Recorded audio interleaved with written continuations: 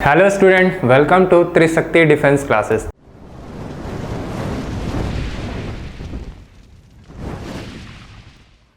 त्रिशक्ति defence classes में आपका स्वागत है। हम लोग पिछले सेशन में बात कर रहे थे, इस क्वेश्चन के ऊपर बात कर रहे थे हम लोग मल्टीप्लिकेशन के बारे में, और मल्टीप्लिकेशन में उस लॉ की बात कर रहे थे जिस लॉ में हम लोग कह रहे थे कि ये लॉ जो है वो क्या है, एसोसिएटिव है। एसोसिएटिव मीन्स क्या कि हमारे पास तीन मैट्रिक्स थे, उनका मल्टीप्लिकेशन करने के बाद वो क्या हो जा रहे हैं, कैसा प्रॉपर्टी शो कर रहे हैं, उसकी बात कर रहे थे। मैं कह रहा था अगर हम लोग मल्टीप्लिकेशन कर रहे हैं, एसोसिएटिव लॉ क्या था भाई, उसको देखो जरा। एसोसिएटिव लॉ था अगर एक मैट्रिक्स ए है उसके साथ हम लोग क्या कर रहे हैं, बी डॉट सी का मल्टीप्लिकेशन कर रहे हैं, तो मैं कहा कि अगर आप मल्टीप्लिकेशन कर रहे हो ए डॉट बी का और इसके साथ सी का कर देंगे, दिस वैल्यू बिकम इक्वल। इसी पे हम लोग बातें कर रहे थे कि इसकी वैल्यू क्या हो जाएगी, इक्वल हो जाएगी। तो इस लॉ को हम लोग कह रहे थे एसोसिएटिव लॉ। और ये आपसे एक क्वेश्चन देके गया था, कहा था कि इस क्वेश्चन पे, इस प्रॉपर्टी पे बेस जो क्वेश्चन आता है वो सिर्फ ऑर्डर पूछता है। ऑर्डर मींस क्या, ये पूछेगा कि इसका ये जो प्रोडक्ट आया इसका ऑर्डर क्या होगा। तो जरा क्वेश्चन को ध्यान से देखिएगा, क्वेश्चन क्या कह रहा है उसे ध्यान से देखिए। क्वेश्चन कह रहा है एक मैट्रिक्स ए है जिसका ऑर्डर क्या है, 3 क्रॉस 4 है। एक मैट्रिक्स बी है जिसका ऑर्डर क्या है, 4 क्रॉस 6 है। एक मैट्रिक्स सी है जिसका ऑर्डर क्या है, 6 क्रॉस 8 है। Okay, now you have to find the order of this one. इसका आपको क्या निकालना है, ऑर्डर निकालना है। ठीक है, सो इसका सोल्यूशन देखिए क्या है, सोल्यूशन एक बार देख लेते हैं। सो सोल्यूशन इज, मान लो आपके पास क्या दे रखा है, एक मैट्रिक्स ए दे रखा है और इसका ऑर्डर क्या दे रखा है, 3 क्रॉस कितने का, 4 का। और एक मैट्रिक्स क्या दे रखा है, बी दे रखा है और इसका ऑर्डर क्या दे रखा है, बी का जो ऑर्डर था वो दे रखा है आपको कितना, 4 क्रॉस 6 का। तो ये लिख दिया हमने 4 क्रॉस 6। और सी का जो ऑर्डर है वो दे रखा है कितना, 6 क्रॉस 8। सी का जो ऑर्डर है वो है 6 क्रॉस 8। नाउ आपको इसका पहले मल्टीप्लिकेशन करना है। आपको मल्टीप्लिकेशन कौन सा परफॉर्म करना है, बी डॉट सी का। ओके, तो यहां देखिए जब भी हम इसका मल्टीप्लिकेशन परफॉर्म करते हैं या मल्टीप्लिकेशन परफॉर्म करने के लिए हम लोग क्या देखते हैं, इसका जो कॉलम है इसके रो के इक्वल होना चाहिए, इसका कॉलम इसके रो के इक्वल होना चाहिए। तो ये क्या कर रहा है, ये कह रहा है yes the multiplication exist. Multiplication क्या कर रहा है, एग्जिस्ट कर रहा है। नाउ अब क्या करेंगे, आगे की तरफ प्रोसीड करेंगे। आगे की तरफ अगर हम लोग प्रोसीड करें तो यहां देखें आपके पास एक मैट्रिक्स ए है जिसकी वैल्यू है 3 क्रॉस कितना, 4 का। सो यहां पे आप देखोगे बी और सी का जो आप प्रोडक्ट करोगे, इसका जो ऑर्डर आपको ऑब्टेन होगा, इसका जो ऑर्डर ऑब्टेन होगा वो कैसा होगा। So let's say the matrix is B C having the order. Order क्या सर, ये तो हमको बताए थे, जो यहां पे बचा 4 यहां पे बच गया और 8 यहां पे बच गया, तो इसका ऑर्डर क्या आ गया, 4 क्रॉस 8 का। ये नए वाले मैट्रिक्स का ऑर्डर आ गया 4 क्रॉस 8 का। ठीक है सर, ये बात तो मुझे समझ में आई कि ये वाली बात जो इसके अंदर का प्रोडक्ट बना वो कितना बना, वो बन गया BC और उसका ऑर्डर इतना बन गया। ठीक है, इतनी बात तो समझ में आ गई। नाउ अब यहाँ पे देखो, ये भी तो कोई एक नया मैट्रिक्स है ना, ये भी कोई एक नया मैट्रिक्स है, तो इसकी जगह पे इसको हम लोग एक नया नाम दे दें। देने का मन हो तो नाम दे दो, कोई दिक्कत नहीं है, या फिर यहीं से आप सॉल्व कर सकते हो। क्या करो भाई, इसको और इसको मैच करो। देखो इसका कॉलम इसके रो के क्या है, इक्वल है। यस मल्टीप्लिकेशन इज पॉसिबल या मल्टीप्लिकेशन एग्जिस्ट। मल्टीप्लिकेशन क्या करेगा, एग्जिस्ट करेगा। Now the order of the all the product, इन सभी प्रोडक्ट का क्या ऑर्डर आप देखोगे, so it become equals to A dot associative. अगर हम लोग लगा दिए तो इस मैट्रिक्स का जो ऑर्डर निकल के आया वो कितना निकल के आया, यहां पे देखो, फिर से यहां पे देखो, मार्क आउट करो सर, इसका ऑर्डर 3, इसका order 8। So the order of this product is 3 cross 8। इस प्रोडक्ट का ऑर्डर क्या हो गया, 3 क्रॉस 8 का हो गया। So answer is what, the product of the matrix A dot B dot C. इसका ऑर्डर ही पूछा था आपसे, find the order. So order is what, 3 cross 8। 3 cross 8 का आपका क्या मिलेगा, ऑर्डर इस मैट्रिक्स का। इस तरह के क्वेश्चन आपको क्या किए जाते हैं, पूछे जाते हैं प्रॉपर्टी बेस पे। ठीक है, नाउ आगे बढ़ते हैं इसी प्रॉपर्टी में आगे बढ़ते हैं, जिसको हम लोग कहते हैं प्रॉपर्टी पे ही हम लोग बात कर रहे थे, मल्टीप्लिकेशन की प्रॉपर्टीज पे ही बात कर रहे थे, और इस प्रॉपर्टी को हम लोग कहते हैं distributive property. The next one property जो हम लोग अब तक बातें कर चुके थे, उसकी अगली प्रॉपर्टी पे बात कर रहे हैं, और इस प्रॉपर्टी का हम लोग नाम देंगे कौन सा, डिस्ट्रीब्यूटिव प्रॉपर्टी। सो हेडिंग लिखिएगा, आगे बढ़ते हैं अपने लय में। तो पहला लिखिएगा, पहली प्रॉपर्टी क्या थी, दो मैट्रिक्स का मल्टीप्लिकेशन, कम्युलेटिव लॉ पॉसिबल नहीं था। अगला क्या किए, एसोसिएटिव लॉ। अगला क्या कर रहे हैं आप, distributive law. So the third one is distributive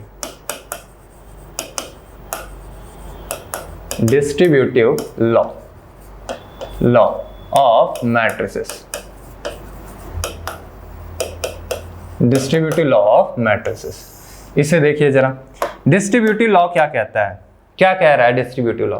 distributive law कह रहा है if the three matrix are given like that, अगर तीन मैट्रिक्स आपको दे रखे हैं, कौन सा, मैट्रिक्स ए और कौन सा दे रखा है, मैट्रिक्स बी प्लस कौन सा, मैट्रिक्स सी। ये तीन मैट्रिसेस आपको दे रखे हैं। ठीक है सर, तो तीन मैट्रिक्स अगर आपको दे रखे हैं, तो इन तीनों मैट्रिक्स का अगर मैं लिखूं, ये मैट्रिक्स बी है और ये कौन है, सी है, अगर मैं लिखूं तो अच्छा एक बात छोटी सी सिंपल सी मैं आपसे बात करना चाहता हूं। क्या, अगर मुझे बताओ 4 + 6 और इसका मैं करूं 8 से गुणा, तो कैसे कर सकता हूं, तो आप देखो जरा डिस्ट्रीब्यूटिव लॉ को क्या कहता है। सो इसका मैं अगर मल्टीप्लिकेशन करूं तो मैं कह सकता हूं भाई 8 का गुणा 4 के साथ कर दीजिए, फिर 8 का गुणा किसके साथ कर ददीजिए, 6 के साथ कर दीजिए। हाँ, बात तो समझ में आई। तो अगर मैं इसका गुणा करता हूं, इसका गुणा करता हूं, तो कितना बनेगा, 8 चौक 32, इसका इसके साथ किया तो 32, 8 छक 48। हाँ ठीक है, कोई दिक्कत नहीं। तो ये कितना बन गया, 8 2 10 का शून्य हाथ से लगा 1, 4 3 7 1 8, 80 बन गया। ठीक है सर, ये बात मुझे समझ में आई। या इसी मल्टीप्लिकेशन को मैं कैसे परफॉर्म कर सकता हूं, इसे देखो जरा, इसी सेम मल्टीप्लिकेशन को मैं परफॉर्म कर रहा हूं इन अ डिफरेंट मैनर। और मैनर क्या है, देखो 8, इसके साथ क्या लिख रहा हूं, +4 प्लस कितना 6। मैं क्या कर रहा हूं, मैं करता ये हूं कि भाई पहले इसको जोड़ दो, तो ये इसके अंदर 10 बन गया, और इसके बाहर कितना है, इसके बाहर दे रखा है कितना, 8। ठीक है, तो यहाँ पे लिख देता हूं 8, और 8 और गुणे 10 का कितना बन जाएगा, 80। द बोथ लॉज, दोनों ही देखो आंसर कितना आया, सेम आया। आंसर क्या आ गया, सेम आ गया। इसी तरह से मैट्रिक्स भी इसी प्रॉपर्टी को फॉलो करता है, और इस प्रॉपर्टी का नाम है डिस्ट्रीब्यूटिव लॉ। इस प्रॉपर्टी का क्या नाम है, डिस्ट्रीब्यूटिव लॉ।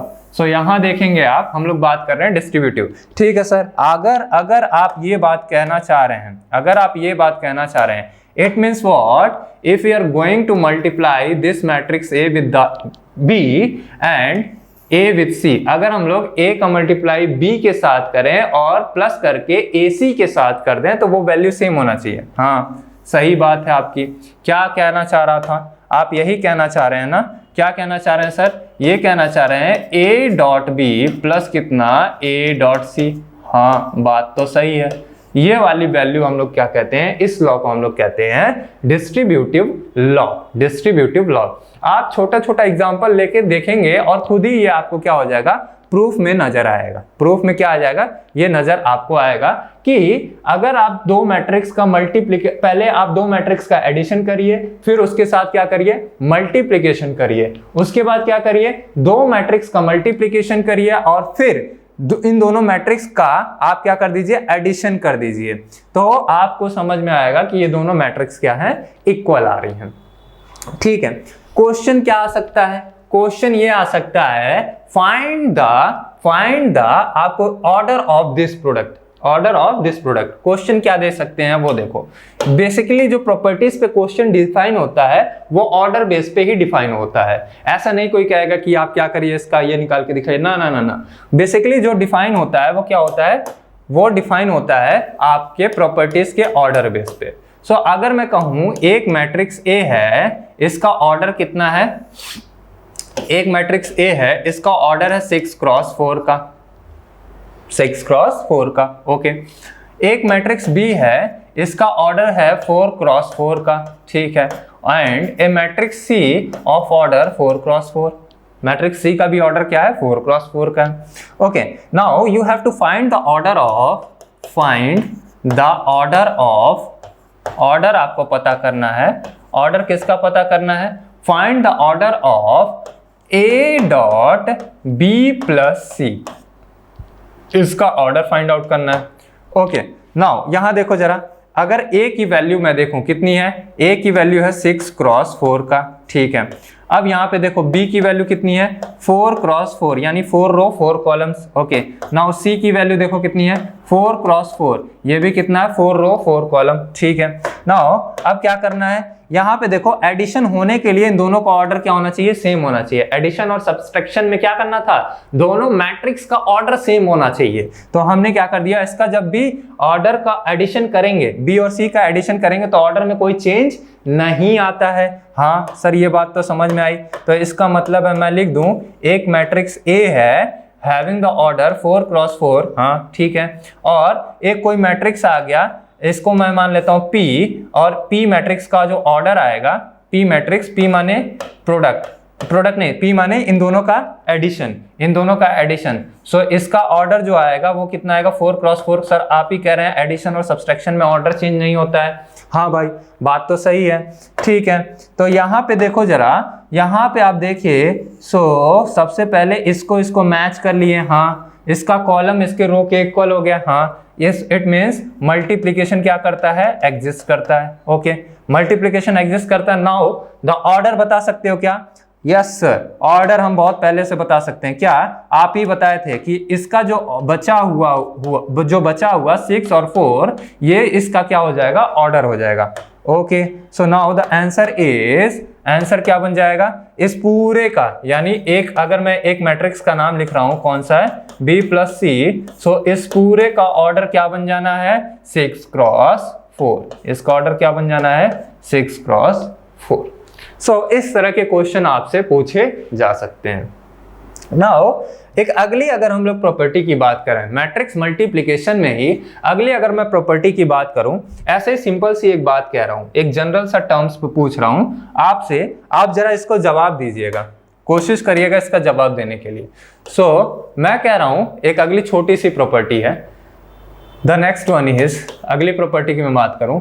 सो अगर मैं कहता हूं, एक मैट्रिक्स आपको लिख के दे रहा हूं, मान लेते हैं मैट्रिक्स है A है, A dot B is equals to 0, A dot B is equals to, अगर क्या लिखा हुआ है, 0 लिखा हुआ है, तो इसकी क्या क्या मतलब हो सकते हैं। तो मेरे को ऐसा लगा बाय अलजेब्रा से अगर मैं सोचना स्टार्ट करूं, बाय अलजेब्रा, तो मुझे ऐसा लगा कि अगर कोई दो नंबर है, लेट्स से x डॉट कितना, y is equals to 0, x dot y is equals to 0, तो या तो x 0 हो जाए तो भी ये सही है। तो पहली बात मुझे समझ में आई, क्या, if x is equals to 0, तो ये इक्वेशन क्या है, सही है। या तो क्या हो जाए, y 0 हो जाए तो भी क्या है, ये सही है, हाँ। या मैं इसी कंडीशन को ऐसे बात करता हूं, कैसे कहता हूं, मैं कहा दो नंबर हैं, इनका प्रोडक्ट कितना है, 0 है।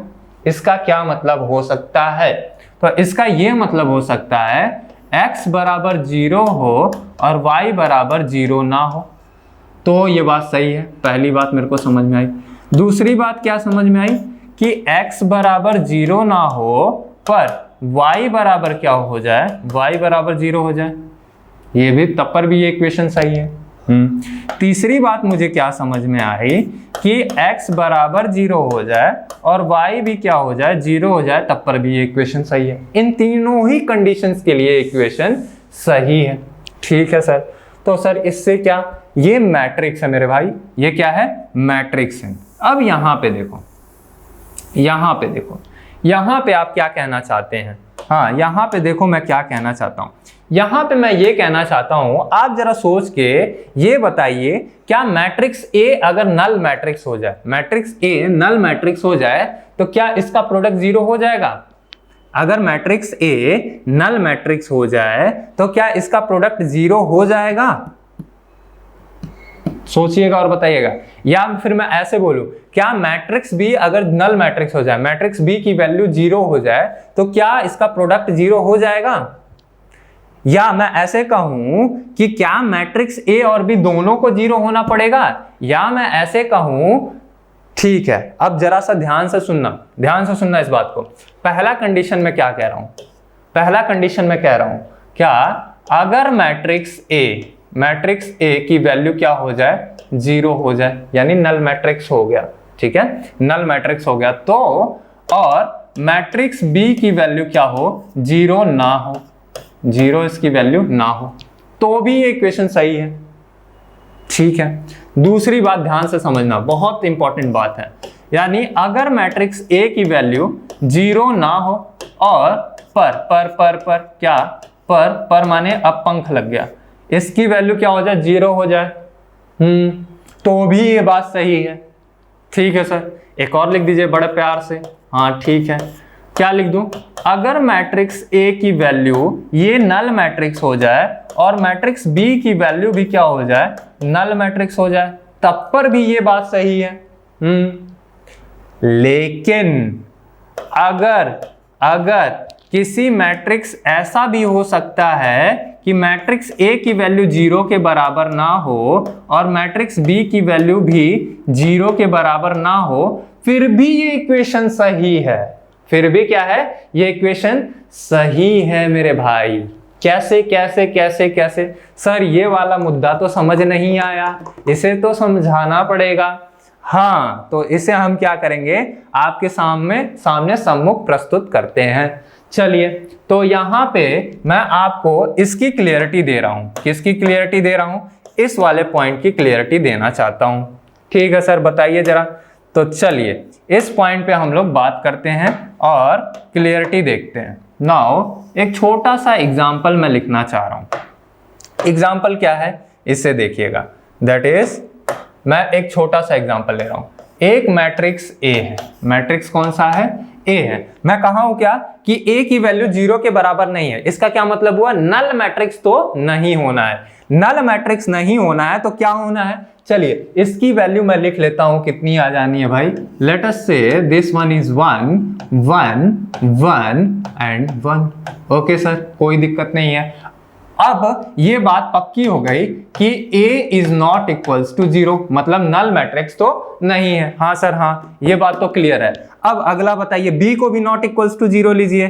मैं कहा चलिए आप ही कह रहे हैं, इसको सत्यापित करिए, तो b भी नॉट इक्वल्स टू 0 लीजिए। हाँ सर हाँ, तो इसको आपने कहा कि आप ही कहे हैं तो आप ही इसको समझिए। ठीक है चलिए भाई, सो मैं इसको भी क्या ले रहा हूँ? -1, और यहाँ पे कितना ले रहा हूँ? -1।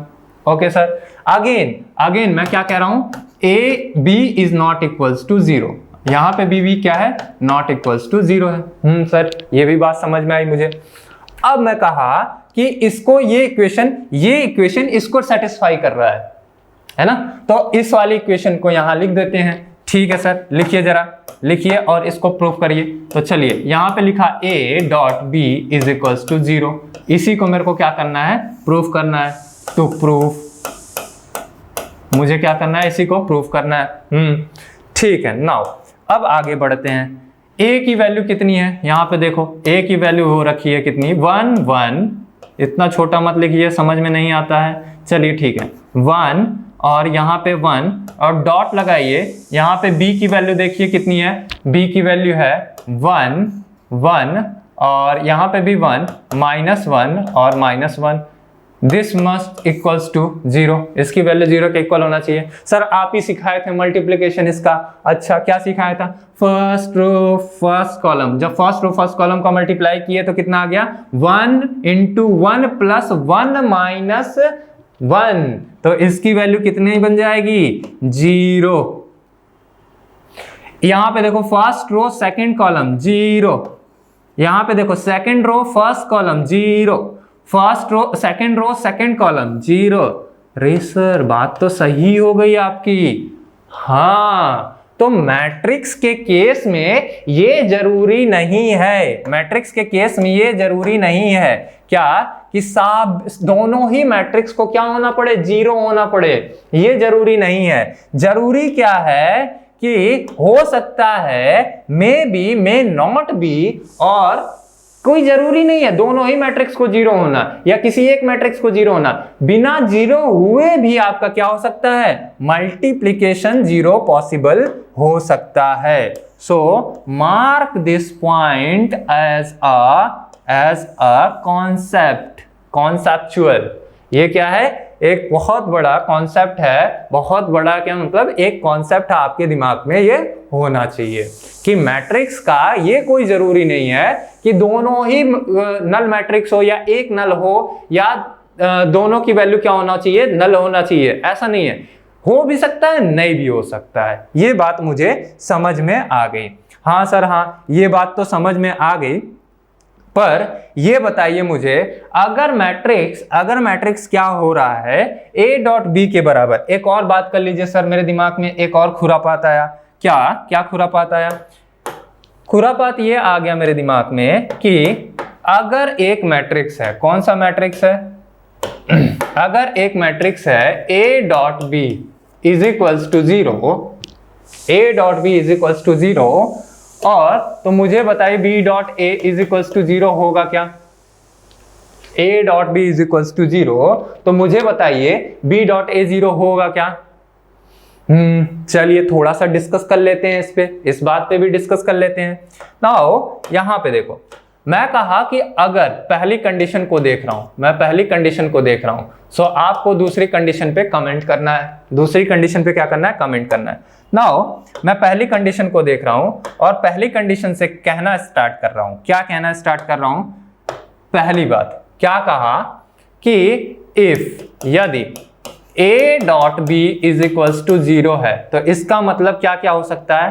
पहला हो सकता है matrix A is equals to 0, दूसरा क्या हो सकता है matrix B is equals to 0, तीसरा क्या हो सकता है C तो है ही नहीं, ठीक है। और एक कंडीशन और बनाते चलिए सर इसके साथ, ठीक है, या तो मैट्रिक्स A 0 हो या B की वैल्यू 0 ना हो। हाँ सर ठीक है, या तो B की वैल्यू 0 हो, A की वैल्यू क्या हो, 0 ना हो, ठीक है सर। या तीसरी कंडीशन में क्या लिखूं, मैट्रिक्स A भी क्या हो जाए, 0 हो जाए, और मैट्रिक्स B क्या हो, मैट्रिक्स B हो सकता है आपके पास ये 0, दोनों ही 0, या ये भी 0 ना हो और ये भी 0 ना हो। हाँ सर ठीक है, तब पर भी 0 है, अभी हम लोगों ने पिछला बात किया था। हाँ सर, D वाला देखो, एक कंडीशन क्या हो सकती है, एक कंडीशन ये हो सकती है कि हो सकता है ये मल्टीप्लिकेशन एग्जिस्ट ही ना करे, हो सकता है ये मल्टीप्लिकेशन एग्जिस्ट ही ना करे। सो इट मे बी और may not, it may be और may not a dot b, ये तो इक्वल होता ही नहीं है, सो b डॉट a के इक्वल है। सो इस तरह के आपके क्या होंगे, ऑप्शन बना के आपको क्या हो सकते हैं, मिल सकते हैं। सो इट मे बी और मे नॉट, ये हो सकता है, ये पॉसिबिलिटी हो भी सकती है और नहीं भी हो सकती है। नहीं सर मुझे बताइए इट मे बी और मे नॉट कैसे, कब ये हो सकता है, मुझे ये बता दीजिए। इतना तो मुझे पता है, क्या पता है, इतना तो मुझे पता है, आप ही बताए थे a dot B is not equals to b dot a। हाँ, कम्युलेटिव लॉ को फॉलो नहीं करता है। हाँ बच्चा, तो एक बात बताओ मुझे, वो उस केस के बारे में डिस्कस करो जब केस क्या हो, if matrix A is a null matrix, ये भी नल मैट्रिक्स हो, और matrix B is also a null matrix, ये भी क्या हो, नल मैट्रिक्स हो। इसका मतलब है in this case cumulative law exist, cumulative law क्या कर जाएगा, एग्जिस्ट कर जाएगा। इसी वजह से ये कहा जा रहा है मैट्रिक्स A का मल्टीप्लिकेशन, इसी वजह से कहा जा रहा है इट मे और मे नॉट एग्जिस्ट, ये एग्जिस्ट कर भी सकता है और नहीं भी कर सकता है। होप आपको ये बात क्लियर होगी। इन्हीं सब कुछ छोटी छोटी प्रॉपर्टी के बेस पे आपको मेंस के भी क्वेश्चन आ जाते हैं, जेईई मेंस पे भी ऐसे छोटे छोटे घुमा के क्वेश्चन पूछ लेता है, और एनडीए में भी स्टेटमेंट बेस्ड क्वेश्चन आ जाएगा। 4 ऑप्शन आपको नीचे मिलेगा, मे एग्जिस्ट, मे नॉट एग्जिस्ट। ऐसे कुछ क्वेश्चन आपको क्या होते हैं एग्जाम्स में आपको मिलना स्टार्ट हो जाते हैं। नाउ अब मल्टीप्लिकेशन के बेस पे अभी हम लोग क्या पढ़ रहे थे, क्लासिफिकेशन ऑफ मैट्रिसेस। तो मल्टीप्लिकेशन के बेस पे अगर मैं मैट्रिक्स का क्लासिफिकेशन करूं, मैं मैट्रिक्स का क्या करूं, क्लासिफिकेशन करूं। अभी क्या करना है, मैट्रिक्स के मल्टीप्लिकेशन के बेस पे कर रहा हूं।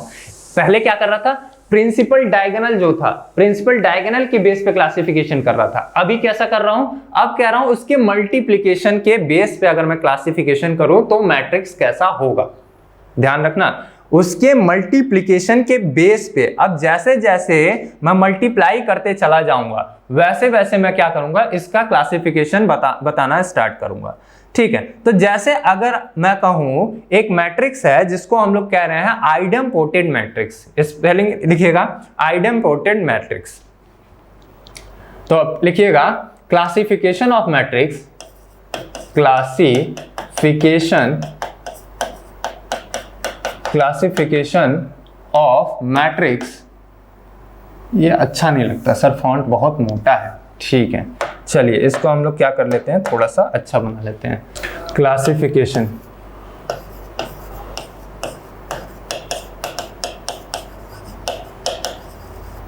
Of matrix,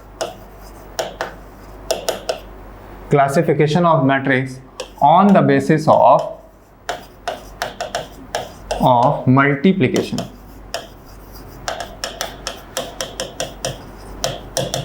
on the basis of multiplication, उसके मल्टीप्लिकेशन के बेसिस पे हम लोग क्या करेंगे, इसका क्लासिफिकेशन करेंगे।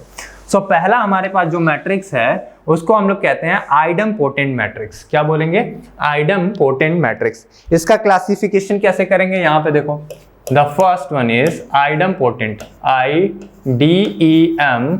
IDEMPOTENT, idempotent matrix. ठीक है, ये मैट्रिक्स क्या होता है, इस मैट्रिक्स को मैं क्लासिफाई कैसे करूंगा। सो अगर किसी दो मैट्रिक्स, लेट से एक मैट्रिक्स ए है, अगर इसका आप क्या लगा दीजिए, स्क्वायर कर दीजिए, यानी ए स्क्वायर इज इक्वल्स टू, अगर मैट्रिक्स ए आ जाए तो इस तरह के मैट्रिक्स को हम लोग कहते हैं आइडेम्पोटेंट मैट्रिक्स। इस तरह के मैट्रिक्स को क्या कहते हैं, आइडेम्पोटेंट मैट्रिक्स कहते हैं। नाउ इसी तरह से हमारे पास एक मैट्रिक्स होता है जिसको हम लोग कहते हैं इनवॉलेंट्री मैट्रिक्स, इनवॉलेंट्री मैट्रिक्स। सो यहां पे देखिएगा मैं लिख रहा हूं इनवॉलेंट्री। ऐसे आपको डेफिनेशन बेस पूछ लेगा कि अगर ऐसी है, ऐसा मैट्रिक्स का मल्टीप्लिकेशन करने पे आ रहा है तो कौन सा मैट्रिक्स बना। सेकंड देखिएगा इनवॉलेंट्री मैट्रिक्स। ये मैट्रिक्स कौन से होते हैं, अगर ए स्क्वायर करने पे मैट्रिक्स का ए स्क्वायर कर रहे हैं तो उसकी वैल्यू क्या हो जाए, उसकी वैल्यू हो जाए that is a square is equals to क्या मिल जाए, आई मिल जाए। आइडेंटिटी मैट्रिक्स अगर आपको ऑब्टेन हो जाए तो ऐसे मैट्रिक्स को हम लोग कहते हैं इनवॉलेंट्री मैट्रिक्स। ओ यहाँ पे स्पेलिंग में ओ आएगा, इनवॉलेंट्री मैट्रिक्स, स्पेलिंग में ओ आएगा, ध्यान रखिएगा, इनवॉलेंट्री मैट्रिक्स। ठीक है, ये मेरे को दो matrix on the basis of इसके मल्टीप्लिकेशन पे समझ में आया। इनवॉलेंट्री की स्पेलिंग सही कर लीजिएगा, इनवॉलेंट्री की VLOUNTARY, involuntary matrix, involuntary matrix. So ये मेरे को दो तरह का मल्टीप्लिकेशन मेरे को समझ में आया on the classification on the base of multiplication. एक तरह का और है, अगर हम लोग देखें, छोटी सी बात है जो आप बहुत अच्छे से जानते हो, that is nilpotent matrix. Nilpotent matrix, nilpotent matrix क्या होती है उसकी बात कर लेते हैं। इनवॉलेंट्री की बात कर ली, ये आपसे सिर्फ और सिर्फ ऐसे क्वेश्चन देके पूछ सकता है इनमें से कौन सा मैट्रिक्स है।